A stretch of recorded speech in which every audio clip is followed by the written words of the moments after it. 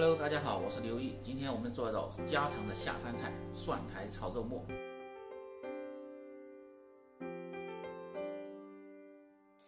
洗干净的蒜苔切成末儿，再准备点五花肉馅儿、葱花、蒜末、胡萝卜粒儿，喜欢吃辣的再切点小米辣也可以。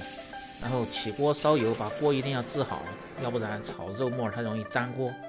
然后锅留少许的油，下入肉末炒香。炒香过后，放入葱花、蒜末，煸炒出香味，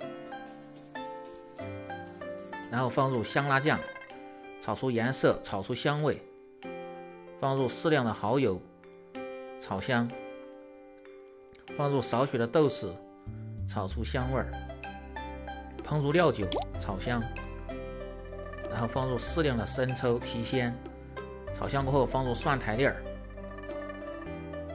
小火把它炒香，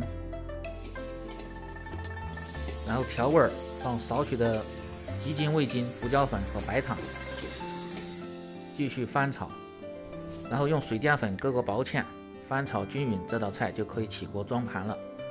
非常下饭的家常菜，好吃又好做，喜欢的朋友双击评论，感谢支持。